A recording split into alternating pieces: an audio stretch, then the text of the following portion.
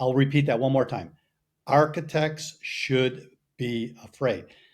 You won't need to be afraid if you embrace this stuff. But if you deny it's real, I mean, I've got my team creating renderings of buildings in 30 seconds. And when I say replace the brick with the glass, it's another 30 seconds.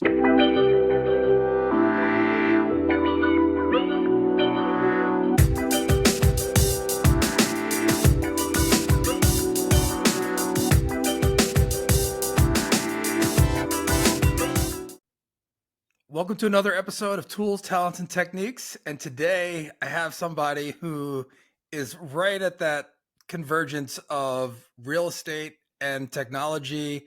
I am ecstatic to welcome to the show Mr. Jim Young. Jim, welcome. Dustin, great to be here. Really excited to see a younger generation embracing real estate technology and willing to dig into the details to figure it out. So pleasure to be here. I'm flattered that you call me the younger generation because I feel like I'm getting older by the second here. Well, it's all relative. It's all relative. That's right. So when you first came to my attention, first I was like, how have I not heard of you before? Because you have been involved for decades on many of the things that I love to think about, talk about, work in. And could you just briefly tell our audience a little bit about who you are and your background, but just brief, because I'm gonna go into the deeper questions. Sure. The short version is I came out of the tech industry. So I was dealing with Fortune 250 companies and pretty sophisticated technology systems, big networks, lots of workstations and printers. So I cut my teeth, with some pretty sophisticated stuff. I always wanted to be in real estate. And one day I just woke up and said, I want to take what I've learned in the technology industry, which was very sophisticated for the time, and apply it to an industry that was basically doing, multi-million dollar deals with stones and chisels. And I said, how can you conduct business with these major assets using such primitive tools? And, so I jumped out of the tech industry, started a little consulting company called the Jameson Group. That evolved into two companies, one Realcomm, which is still going on today. The other is RE Applications, which in 1999, we created a cloud software platform. It wasn't called cloud at the time, it was called ASP. We eventually sold that to LoopNet, which got bought by CoStar, and the product was just mothballed, I think about 4 or 5 months ago. So, whenever I told everybody I was going to, build a enterprise platform based on the internet, they thought it was crazy. And here we are, 21 years later or whatever, that not so much. So when you first made the leap you had the tech background, and what year? This is in the early 90s? Yeah, so that was probably, I started in tech in the mid 80s, and then by early 90s, I think I'm thinking about, or actually, I take that back. Started tech in the early 80s, and then by 90, I'm working for Sperry Van Ness. Went in, and was going to be a real estate guy, but then just kept getting pulled back to the technology. And I was doing things in the corner of their La Jolla office that, they were all just jumping on phones, making calls, and I'm analyzing data. And one day I walked into the office of Mark Van Ness and Rand Sperry. I said, the market's about to collapse. And they said, who are you? And, why are you talking such crazy things? And I said, how'd you get in here? How'd you get in here? Yeah. And I said, I'm new to the industry. I'm a data tech guy, but I've been analyzing data. And I threw the graph on the desk, and Mark looked at it pretty astutely, and he goes, come back in a month. So I came back in a month, and the graph just shot straight up, and he goes, this is really going to happen, is? I said, yeah, it is. So he pulled me out of the brokerage bullpen and put me into the Chief Information Technology Officer position. I designed some systems that took notice of default data from the county recorder, plugged them through our system, and then we literally had leads on brokers' desks within 24 hours of the notice of default being posted at the county recorder. Cleaned up. I mean, it was like shooting fish in a barrel. Made them hundreds of millions of dollars, and then ultimately, some of the early thinkings of my system is what they used to be one of the lead managers of all the Resolution Trust Corporation, RTC's assets. So that was really my cutting of my teeth, and I just got into the industry, but boy, did it have a big impact. And when you were seeing all the things that you mentioned, the stone and chisel, and what were the things that people were using then And I know you mentioned the data applications. Like what type of systems were you building? Could you go into a little more detail on that? Yeah, well, I mean, when I started, one of my first roles was to teach people about email. Okay. No, yeah, and all the brokers, well, I don't need to use this. Who else has got an email address? This is crazy. And so I had a bunch of guys that were just totally against it. And I said, okay, I'm not fighting this battle. So I found the young guys, who were interested in differentiating themselves. And all of a sudden they start showing up on the Achiever Trip stage every year. And they're like, how'd you guys get here? You just started. And I'll never forget, one of the most stubborn brokers comes up to me, finally says, all right, I'm yours. Show me your tech stuff, and I'm literally big fat fingers. I'm showing them how to use a laptop. So what we did was we got laptops, and all the brokers were quasi required to buy laptops. Created a network for 4 offices. Started using email. Bought an image, built an image database. Started using comp data in ways they had never used before. And then, like I said, once the market started going south, I smelled that something bad was happening. Looked at the data and then put together this distressed asset database, which really put them on the map. Hmm. So, what year did you start the Realcomm conference group, or was it Well, just the conference first before the group? yeah, so left Sperry, I think in the 90 91 timeframe, started the little consulting company called the Jameson Group. And we went into real estate companies and basically did for them what I did for Sperry. I built a little team of about 6 8 people. And then by 1998, we're thinking, okay, you go consulting is hard. You got to find new customers. And, even though you come up with the right answers, they don't want to implement them. What else can we do? So I said, okay, let's start a software company because we saw the customers' problems. Nobody had a centralized database in these brokerage companies. They were all, Excel spreadsheets, and everybody was taking photos and putting them in their top drawer. So from those consulting learnings, we said, okay, the industry needs an enterprise web-based, cloud-based solution. That was REApps, and it did commissions and listings and project management, contact management, way before people knew what Salesforce was. But it was very specific to the real estate industry. And then we started Realcomm. Kind of tested it out in '98 with SIOR, Society of Industrial and Office Realtors, in Chicago. And then next year we officially created the public event called Realcomm. And so when you're seeing all of this evolution happening, and there's a lot of people that are just slow to adopt new technologies, new ways of doing things. Were there anybody else besides Sperry that was catching on quickly? Was there anybody that was like, yes, we see this, and Yeah, so we're so the first thing we learned was we couldn't focus on the brokerage industry. Because of the brokerage model, independent contractors, you know, selling cohesive organizational systems to a bunch of independent contractors really wasn't the way to go. And there's, maybe a dozen brokerage companies of size. But we did, so what we did, we created REApps, which worked at the enterprise level. We did sell to those bigger companies, and then the brokers joined onto those systems. But the other thing we were learning on the Realcomm side was that the brokerage industry was not willing to invest the dollars needed, like a Fortune 250 company invests in technology on a pretty regular basis. The brokerage companies weren't ready, willing, or able to do that consistently, right? They would have spurts of interest in tech and then they would slow down.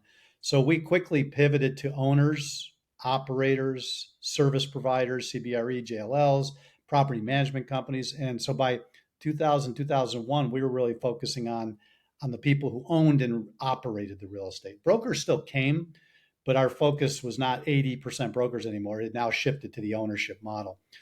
Early days, the same suspects, JLL, CBRE. I remember the company out of Dallas. I can't recall their name.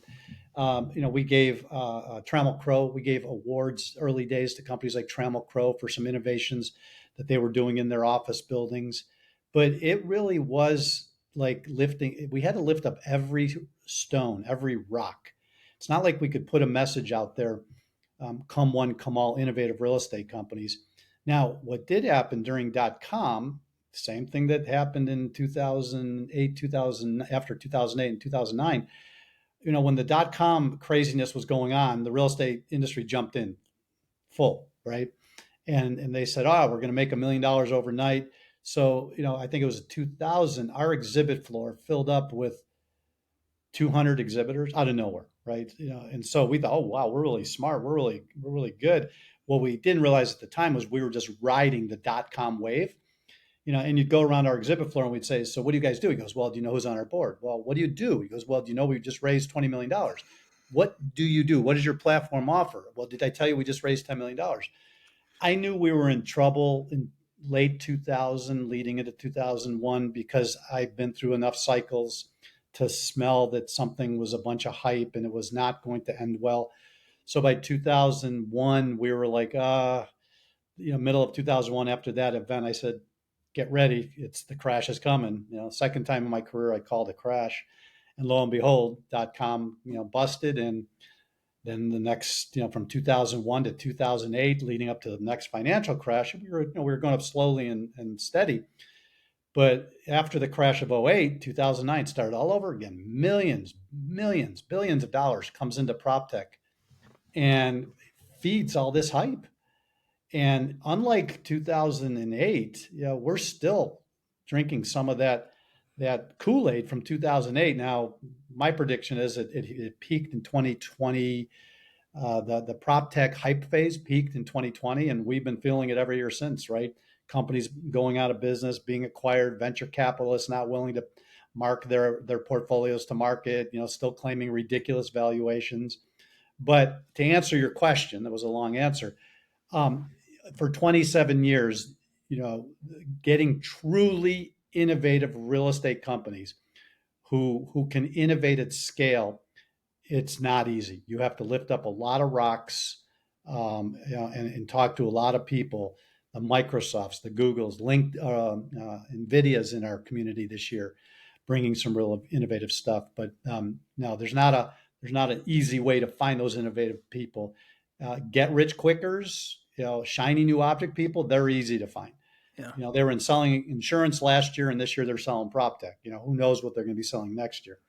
But people who find the innovation, create the path to business models, know how to educate executive leaders, know how to find projects that get them to first base and then to second base instead of trying to hit a home run, correctly creating budgets to make sure management keeps giving you the money you need.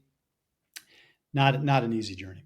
Yeah, and before I ask this next question, just to give context, and I know I told you this before, but maybe some of our listeners who haven't heard about my journey, coming from commercial real estate and being interested in tech and AI and all these things, when I left in commercial real estate and I joined a prop tech company a couple of years ago, I was going to all these different conferences, and some of the things that the exhibitors I would see, and it was like, oh, that's unique, that's cool. Oh, I see where this could add value, or this could save time, or this could save money. But for the most part, it was solutions without a problem. Well, There, and then if you're, and talked to 1,000 of those companies. Here's yeah, the question you need to ask. Okay, two questions. All right, cool app. So what's your enterprise strategy? The answer will be, what's an enterprise? Then your second question is, what's your cyber strategy? Their answer is, what's a cyber strategy? Okay. I mean, one-off applications, innovative ideas, I love them. I've worked with, the solution provider marketplace is where my heart lies. I started a software company, right? They're passionate, they're willing to innovate, they're willing to take risk, but they need to do a little homework on the industry. They need to understand what an enterprise is, all the different applications that a real estate organization is. A brokerage organization different than a property management, different than an asset manager, different than a corporate real estate department? The answer is yes. And if you just say, oh, I got this WYSIWYG that's going to work in any building, and you don't understand the business model, you'll last 36 months. yeah, and that's exactly it. Where they had something that worked for one, but didn't understand why the other industries or people, the other verticals in commercial real estate And the or other in thing, real and again, estate didn't want it. maybe this is because I'm getting a little older, but I'm a little discouraged by the lack of ethics in the marketing in our industry right now. I mean, when you have a product and you put a logo on your website saying this customer is using mine. I mean, we always had to get permission and make sure that they understood that we were putting it up there. I mean, we'll go up to some of these startups now, and all the big logos are up there, and little do we find it's one person in the Cleveland office that's using it, on a pilot, and then all of a sudden, they're representing that they're representing one of these major companies, and that just doesn't work. It catches up with you. You got to play by the rules. You got to have some ethical standards. But my biggest complaint is these technologists come into the industry. They solve one tiny little problem, to your point, but they don't understand the complexity of the fact that there could be 50 different applications sitting in a real estate organization that somehow have to tie together. I think I showed you a couple of the illustrations that we put together over the years. I mean, the roadmap, the technical application roadmap for a real estate company, the 10 different types of real estate companies is complex, and there's no getting around it, especially with cyber these days. I mean, that to me is one of the hottest topics we're dealing with, and it's not a fun battle to fight, and frankly, we're losing at this point. So, what I would say to the younger companies who go to these events and just have their WYSIWYGs out there, before you go, do your homework. Do your homework. There you If go. I walk up to your booth, I'm going to call you out. Yeah, I love it. So, Jim, I actually, since you talked about that, I do want to talk about cyber, but I really, really want to make sure that we spend enough time talking about artificial intelligence Yep. and its impact in the industry. I mean, of course, we can talk about the world, but let's just keep it to the industry as much as possible. Sure. When did you first become aware of artificial intelligence? So, as a technologist, it's not the same artificial intelligence that we talked about today. But in the mid '80s, when I was selling computers to law firms, the early stages of something conceptual, even similar to AI, was work product retrieval, litigation support systems. You would throw 10,000 documents into a system on a 75 megabyte hard drive, and then Battelle Basis would go in there and analyze every instance of the word Jim Young within 3 sentences of Dustin Sutton. Okay. So it wasn't AI, but it was using technology and systems. So that goes back, to mid 80s. But on the contemporary AI, I started really putting my ear to the ground probably 10 years ago, when these conversations of machine to machine were starting to come up. M to M, we called it. And it's, an early a predecessor to AI. It's where you find patterns in technology, you create rules. If this happens 5 times, then do that.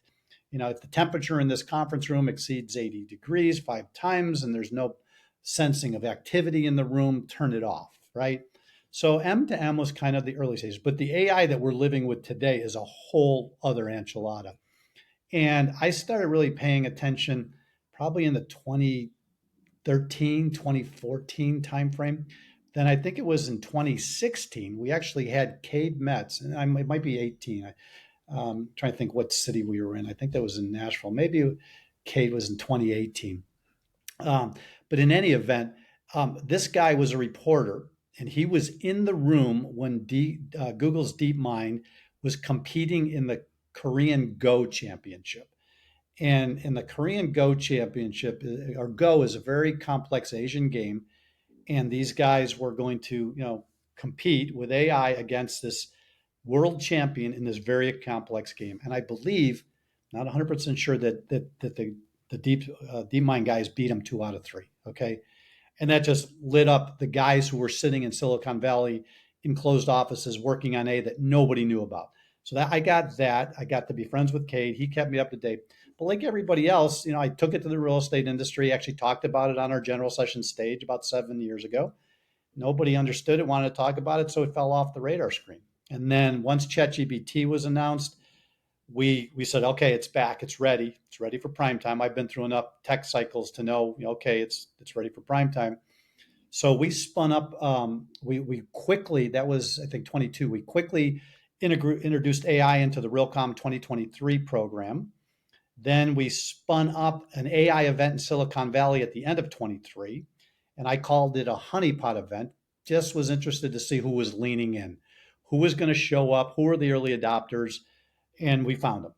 CBREs, JLLs, McKinsey, Deloitte, Ernst EY, all the regular sophisticated big companies, as well as a bunch of small real estate companies who were leaning into it.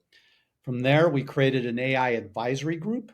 We got about 30 to 50 people that we meet with monthly, and we rip through things that will give you a headache. So we're in deep in the deep seeks. We're in deep in the NVIDIA chipsets. And then, but immediately we say, oh, what's this mean to the real estate industry? And so 25% of the conversation is what's happening in the general tech world. And then the 75% of the conversation is how does this apply to real estate? So that led to a big real estate program last year, 2024, or a big AI program last year. And this year, AI every day, all day. I'm on the phone with my 10 advisors who are a subset of the bigger advisory group. We're talking agentic AI, we're talking multimodal, we're talking virtual property managers sitting on walls, talking to you, answering questions, no humans involved. We're breakdown of the lease process, breakdown of the land acquisition process. I mean, these people are doing things that 98% of the real estate industry has no clue about. And we saw that firsthand. We won't mention where, but we saw that firsthand, both of us, how the real estate industry is not ready. Yeah. It's not ready. Yeah. And sometimes I do feel like even with just the tools that I use, and even, I mean, I'll go as far as even doing the podcast, the tools I use for scheduling, for that, like it's does so much and so many things. And when you apply the tools that I use on the real estate side, it feels sometimes like I'm flying a spaceship when other people are Well, once walking the or building is built, and even during the design and construction process, I mean, some of the things that we're going to show at the conference on the design process, architects should be afraid. I'll repeat that one more time. Architects should be afraid. You won't need to be afraid if you embrace this stuff. But if you deny it's real, I mean, I've got my team creating renderings of buildings in 30 seconds. And when I say replace the brick with the glass, it's another 30 seconds. Mhm. I've been involved in the real estate process enough to know that that would take 2 to 4 weeks in a regular architectural design process. Okay. So you look at the architectural design, the construction process. Our keynote this year comes from the construction industry. He's using AI to totally rethink how he puts concrete in the ground and steel. And he is probably one of the best keynotes we've had in 27 years. Wow. But then once the building's up, what do? You start leasing it out, you start putting tenants in there, you start answering maintenance requests, you start collecting rent, paying bills. It's all data processes that involves people sitting at desks with spreadsheets, passing data from one to another. AI is going to totally redefine that process. And on our stages this year, we're going to introduce the concept of digital real estate employees. I need an HR person. I need a property manager. You don't hire a person anymore. You augment your human team with a digital person who's 110%, has 110% experience in the given process, engaging with tenants, paying bills. And if everybody doesn't have a couple digital employees, which I know it sounds freaky, scares the heck out of me, if you don't have a couple digital hires in the next 12 months, you're massively behind. Wow. So you just ran through a lot of different things and where this is going to apply. Yeah. Do you, in your opinion, is there, I think you mentioned the architect, like that's a big one.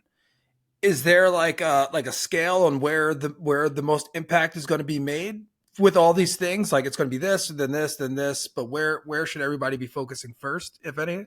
Well, I mean, you really start breaking down the real estate process. Okay. I'm either going to buy an existing building or I'm going to build a new one. So let's say I want to build a new one.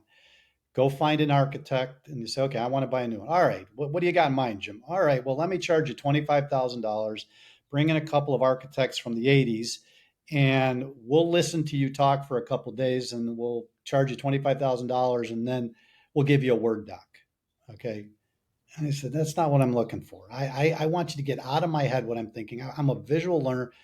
I want to see visual. Well, that process can now be replaced with somebody for 1/5, 6, 10th the cost at 4, 5, 6, 7 times the speed.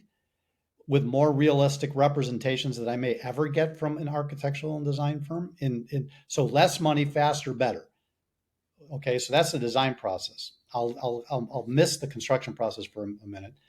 Then you go into the real estate company and the way we process things.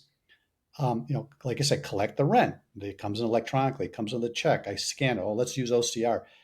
Some of the applications I've seen in the last 60 days are just upending everything we've ever known about a real estate process.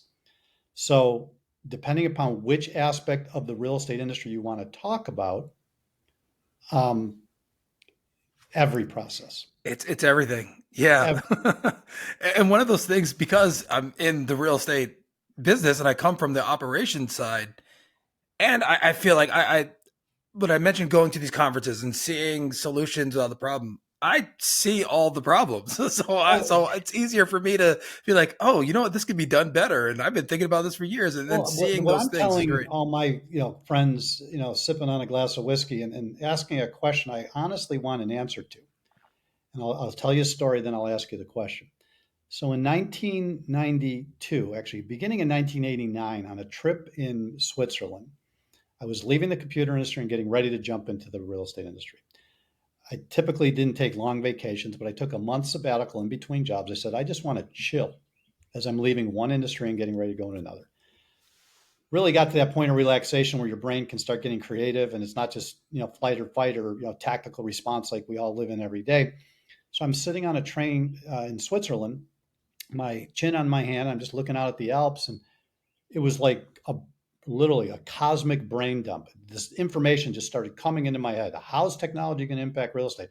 So I asked my girlfriend at the time, who's now my wife, I said, do you have anything to write with? And she gave me one of those the little tablet pads you got when you were in grade school. And I just started like manically writing. And I filled it up. And then it took me from 89 to 1992 to write it. It was called The Information Age and the Potential Impacts on How We Use Real Estate. I think I sent it to you. And if I haven't, I will. But in that, it predicted, the rise of Netflix, the demise of Eastman Kodak, the rise of digital cameras. But ultimately, what did that mean to real estate? So that was 92. So it's 33 years ago, right? Somebody in the real estate industry would have read that document. By the time COVID hit, we would have been ready for it. We would have transformed into digital workplaces, smaller spaces, more effective. It took the real estate industry a pandemic to realize that it was only utilizing 30 to 35% of its space. Okay. So the information was out there. Now, whether or not they believe me, maybe I wasn't credible, I didn't have a big enough podium, but the information was out there. And I used to do speeches all over the country on it. And so it's not like I didn't try. They read it, but they probably, and this is the question I ask my friends, like, okay, so we have a new piece of information now. It's called AI. Cloud was the same way. Cloud was the same way. I developed a cloud software platform in 1999, and I still have people in my industry who will be at Realcomm 2025. We're saying, Jim, should I take this app to the cloud? And it's like, no, because we're getting ready to leave the cloud and go back to distributed computing. That's a whole nother story for a different day. Okay, that's 5-10 years in the future. But in any event, we went through it with cloud, and now with AI, I'm seeing the same thing. You can go to the NVIDIA conference. I'm sure you can watch it online, 2 minutes and I think 2 hours and 21 minutes, 2 hours and 11 minutes. It's out on YouTube. Any real estate professional, tech or senior level can go watch that, and you can see the future, like I said, showed the future in 1992. It's what you choose to do with that information that's critical. And I'm telling you, real estate organizations don't have another 32 years to figure it out.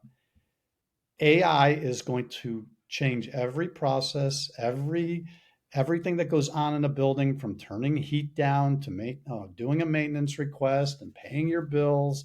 And so the question is that I have after 30 to 35 years trying to bridge these two industries, real estate and technology, oil and vinegar, make a nice Italian salad.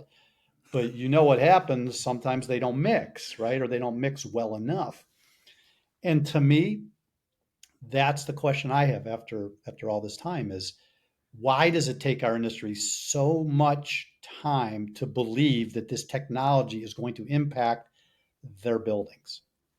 And All you got to do is look at the office market right now. You've probably got at least 50% of our stock that was built in the 80s fundamentally, functionally obsolete. And they're converting them to apartments and whatever else they can find, but the cost, they weren't designed to convert to apartments. So again, it's not the technology, it's how our industry deciphers information, identifies the information, believes or doesn't believe the information, and then acts on it. And the Realcomm, IBcon, crowds, they lean in, they're the tip of the spear. But if you go to a typical real estate meeting in any town USA, they're still talking about ChatGPT and how fun it is, and they got to dig deeper. They got to dig much deeper.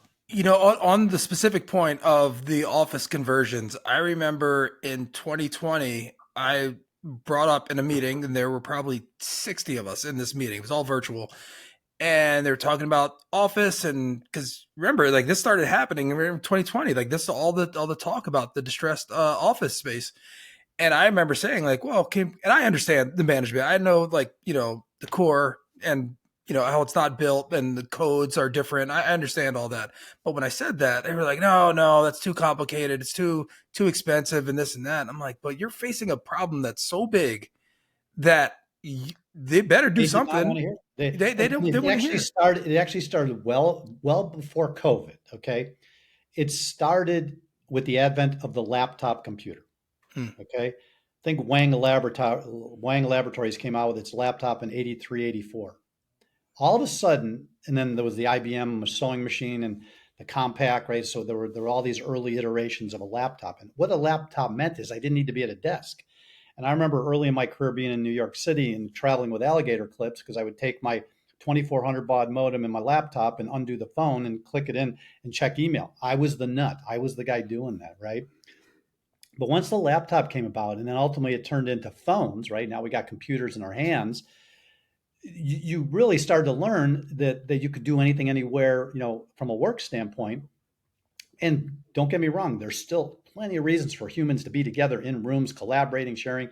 So I'm not suggesting that we shouldn't be together in offices, but that office needed to change. So by the mid 2015s, it was very clear to me that utilization in an office building was way under what people were thinking. We did an event at Microsoft's headquarters, I believe it was 2015, 2016. And I said, all right, all you corporate real estate guys who run the biggest corporate campuses in the country, what's your utilization rate? How much of the space do you use at any given time? Well, I got salespeople on the roads. I got consultants on the road, Mary's and, pregnancy leave. I mean, what was, take a guess in 2015, 2016, what number did we settle on that they agreed they were utilizing their office space? Take a guess. Oh man, I have no idea that they were Throw a dart. 75. First time in my career, I could get a room full of corporate real estate executives to agree that 2/3 of their buildings were empty on any day of the week. Wow. And I said, you do understand what I'm saying? I'm saying you're only using 35 and 65%. And they're like, yeah, that was 2015. So it was already happening, but nobody wanted to believe it. Right. And so you think about, oh, let's keep building more. Let's keep building more. 2018, prices are at the top. Everybody's relevering all the buildings, getting more debt. The world's going to keep up.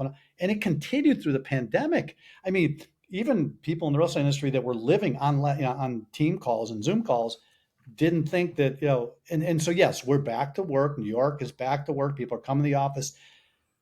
Occasionally when you need to work remote or you're on the road, what I believe in is flex, meaning you need to take a look at your office space and the flexibility that your employees are looking for, and you come up with a combined strategy.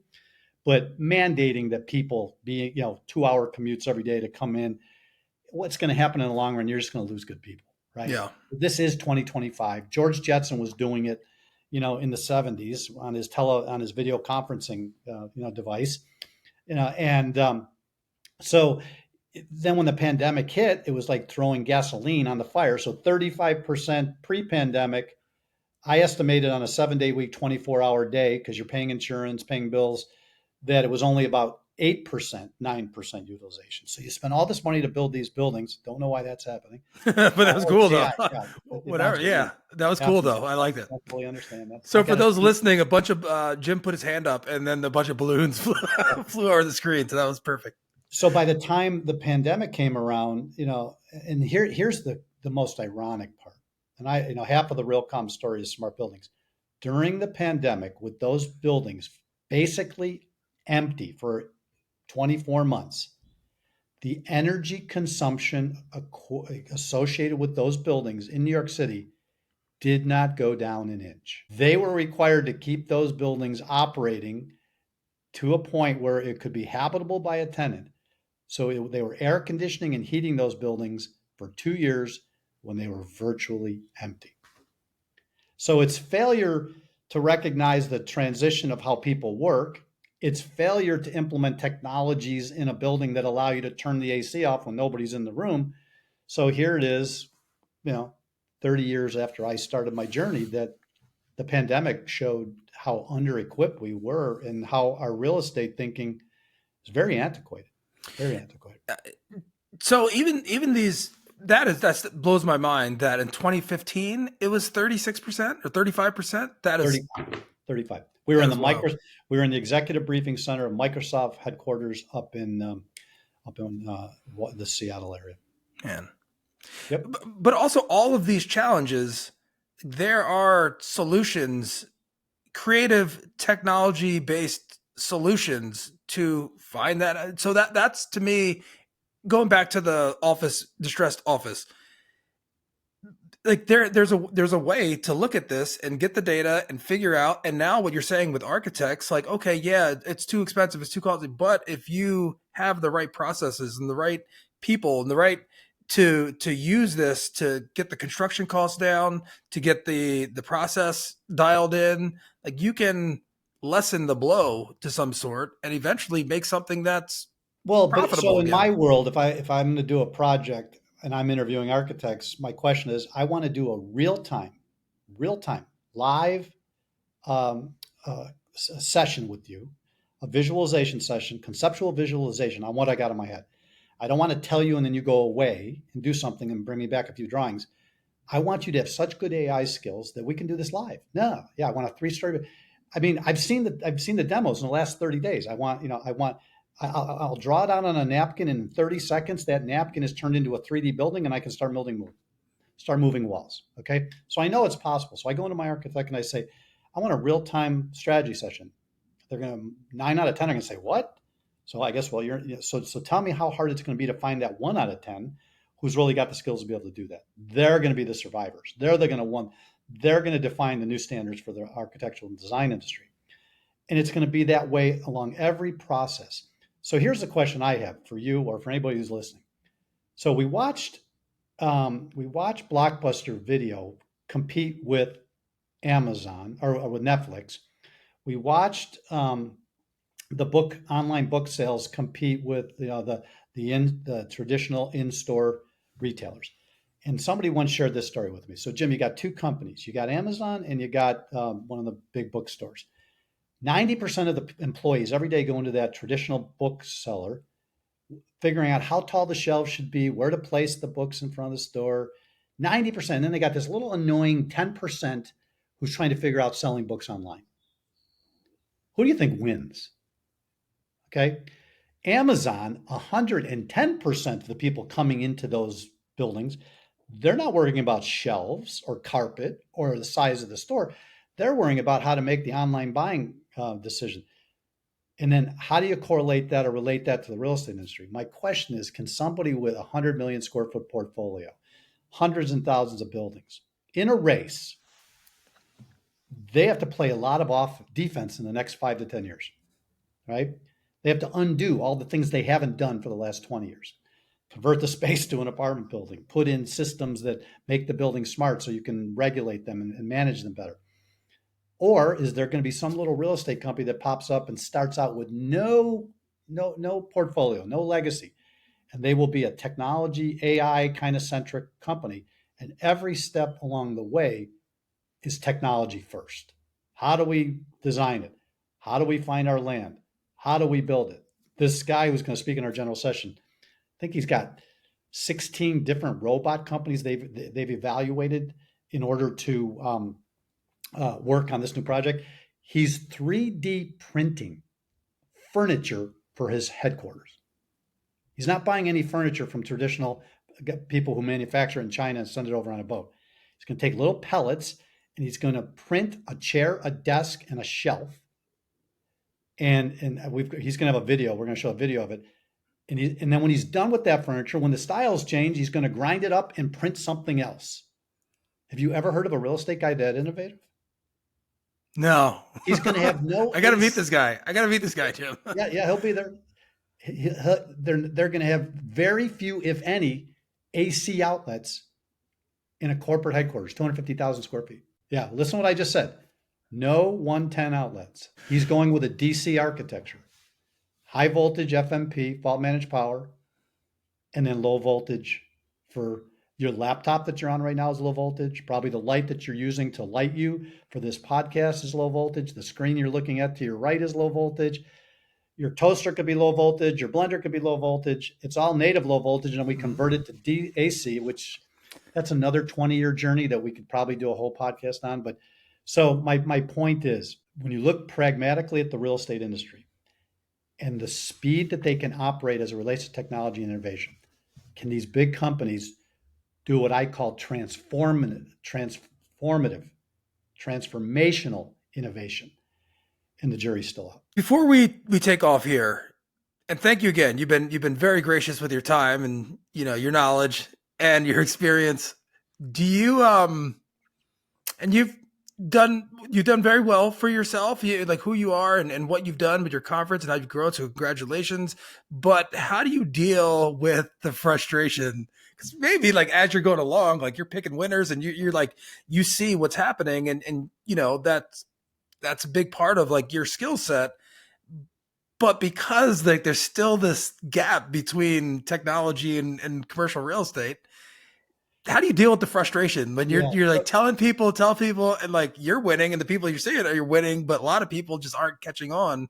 Like how do you deal with it? Yeah, that's a very intuitive question. And honestly, there's sometimes I just have to trick myself, right? And convince myself, because I've been passionate about the strategic implications of this transformation for over 30 years, right? And one of the methods I approached was, okay, I'm just going to start a company. You guys don't believe me, the cloud's going to make it in 1999. I'm going to start a company. I sold it to LoopNet. They sold it to CoStar. Okay, so I didn't make the money that they make today on stupid ideas, but I'll take my little win. The other thing that keeps me sane is I deal with really smart, passionate people. So even if there are only 3 people in the real estate organization that get it, I'm dealing with those 3 people. And we work together to try to reshape the bigger organization when they go back from a conference. So you deal with a lot of people who are equally as passionate. But I will tell you that I do think it is time that I either myself probably or just work with people who are ready to rethink what a real estate company, commercial real estate company looks like. And I think right alongside the education and the collaboration and the information sharing, the Realcomm and IBcon and all our other events, I think you need to just do it and find people who will get in a room and look at the process from the start to the finish, from the first shovel, or actually the first pen on napkin, to the first shovel, to the disposition of the asset 15 years later. And it doesn't even have to be big. It doesn't have to be, world changing, but I think it would be very interesting to try to see how that real estate company could compete with these other, big, long traditional companies that just have too many processes and things that they're going to have to play defense on. I just don't think that they're going to be able to move as fast. And if they are moving fast, they're in our community, right? They will be at Realcomm and IBcon in Savannah in 4 weeks. Okay, so here's I wanted to make sure we did this because we talked about the conference, and I'm ecstatic. I'm buying my my plane ticket today. Can you say a little bit about the conference, when it is, where it is, how they can join, and I'll make sure to get this podcast episode out as soon as possible. Well, people are always, they've got limitations on their time and their budgets, um, as it relates to getting smart about this kind of stuff. I've been a little frustrated with our industry that there's too many shiny new object conferences out there where they go, just get somebody on the stage that's got a name and a reputation. They talk very high level and they go an inch deep and a mile wide. So you get a lot of the early people, the people get excited, the shiny new object people. But the minute you start asking them hard questions, like we talked about earlier, like where does this fit into the enterprise? What's your API strategy? Where's your cyber statements? They just run for cover, right? So when you come to Realcomm and IBcon, you're going to work, and we're going to talk about the hard things. A lot of people don't like to. Oh yeah, we're going to put this technology in. It's going to change the world. Well, go back and change the organization. Go back and get rid of all your old equipment. Well, go back and get the budget for this. We talk about the real things, right? And I've been told, that out of all the other events out there, that we're considered the gold standard, right? That, I have probably spent 60 hours curating the AI conversations that will be on our stage. Not just throw Bob up there from service provider XYZ because he's got a big company and a big name, and let him throw some PowerPoint slides up there. 60 hours have gone into what topics are we going to talk about? Who's going to be the ones talking about them? Who's going to do the demos that will show how far off we're? And frankly, there's no guarantee that we're going to hit a home run, but I'll guarantee you, any organization who puts time to curate conversations versus just throwing people on stage, hopefully the results are better. So Savannah, Georgia, we picked Savannah because it's a secondary city. Costs are lower for us, so costs should be lower for the people attending. We know people are budget conscious these days. And then the convention center, it's a brand new convention center. They got all the technology we need. I can't tell you the trouble we have going to Las Vegas when we do our events and trying to get the Wi-Fi to work in some of the biggest hotels you've been to in Las Vegas. They want to charge us 4 times as much and the technology doesn't work. Well, we get tired of that, right? So now we found this convention center in Savannah that's got gigabit Ethernet, and everybody should have a wonderful time when it comes to Wi-Fi. So 250 speakers, 130, 140 exhibitors, the big, massive companies, Yardi MRIs, VTSs, Altus, all the consulting companies, all the smart building companies, the Siemens, the Johnsons, the Tridiums. But then we got the mid-sized companies who started 15 years ago, are making good names for themselves. And then we're going to have, 2-3 dozen startups. So we got the startups that are willing to jump on an airplane and go try to convince people that what they've got is good. So the exhibit floor is out of control. And the program, I know how hard Howard and Sarah and team work. I know how hard I've been working on trying to make sure we get the right people up there. There's no place on the planet. Honestly, challenge me. Bring somebody from another event on. I'd love to have a debate about why ours is better. And I'm talking the world. I mean, I follow events. The only place I'm not so sure of is China, because they're moving it. We should do an episode on China because they're 5, 7, 10 years ahead of us in so many of these Well, things. you mentioned that do an episode, Jim. Like anytime, like we talk about all this stuff. This is what I really enjoy spending time with. I think I've smiled more this episode than any other ones. What's important to your generation is you find guys like me who are coming to the end of our careers, right? And I can help you avoid disasters because I've seen them 3, 4 times. Yeah. And as long as you believe us, this collective, baby boomer generation that's been spending 25, 30 years trying to get smart buildings going, trying to get people to the cloud, trying to get them to understand AI. If you just sit and listen a little bit, I swear to you, we can help you avoid major mistakes by 2 to 3 years.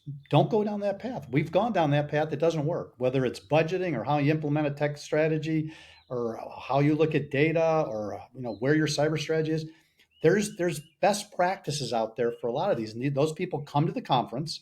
They're all the ones with gray hair like mine, but they want to share. They want to share it with your generation. We don't want you to have to start from scratch. And so, there's a lot. The bigger problem, I mean, we've had good careers. We've, done okay. But, as you get closer to the end of a career, you want to share and help the next folks coming behind you. Every one of the people I work with, no matter how big the companies they are, want to help and share. I mean, we have a group we've kind of brought into our community called Stacks and Jewels. These guys are wonderful guys helping financially challenged individuals in not good neighborhoods all over, specifically in New York right now.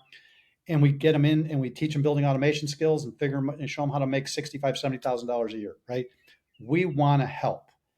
But a lot of people in the younger generation, I'm going to be frank with you, they think they have all the answers. They don't want to ask us questions. And they basically say, we got it. That is a horrific, terrible mistake. We don't think we know it all. We don't want to push things in your face, but we do have something called experience. And that can help their journeys accelerate, whether you're on the tech side or the real estate side. The community that's been around for 25, 30 years wants to share. Yeah.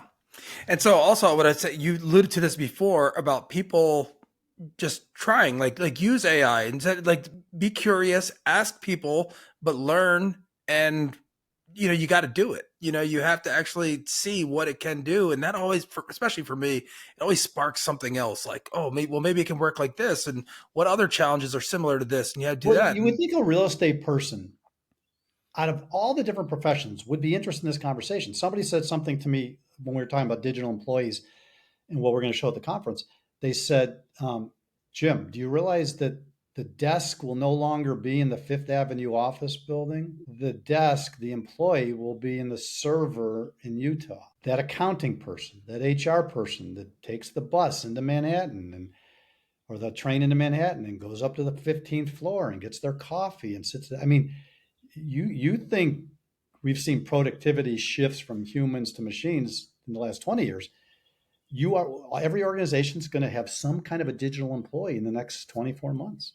But that impacts the space. Now we're leaving the tactical realm of how can I use this to collect my rents better? But how about those C-suite guys who should be thinking, is this going to further diminish the kind of office space that people are going to need? And what does the office of the future look like? Does it have cube farms and desks? So it's got a coffee bar. Okay, guys, get over it. People who want to do are going to be expected to do business over the next 10, 15 years. They're going to need new tools. They're going to need new ways of communicating. And if your offices or your collaboration facilities offer the best that the 80s had to offer, no. Wow, that was fun. Jim, there's a lot to cover. Yeah. There's a lot to cover. And so I'll put the conference and your website in the show notes. But as we prepare to close this down, is there any last parting words for this episode? Yeah. I think that we had a lot to unpack, but I think the one word that you said that is really at the center of this is curiosity. And I think because so many people just got head down and on their phones and doing silly stuff, that they've lost the fundamental attribute of curiosity. And what does curiosity do? Just don't rely what's you're seeing on your feed. Digital buildings, DC power, AI for real estate. Go looking for some of this stuff, right? And then sit in rooms with some peers and go, okay, how does this impact our business? The business models that we've all come to get used to over the last 35 to 40 years, they're all going to get disrupted. And if you aren't curious, then you will see your business model erode. And we've got, what did I say, 50% at least of all our Class A office buildings are functionally obsolete. Some problems need to be solved, and I think you ought to put a little curiosity in a bottle and shake it on it, because we need some creative minds to figure out what to do with all this dysfunctional or functionally obsolete real estate. Yeah. Well, I'm very excited to be at the conference and see all of these creatives and these people actually putting their money where their mouth is. So. And I heard we're putting you to work. Hopefully, did you get the email? You're going to do some podcasts for us?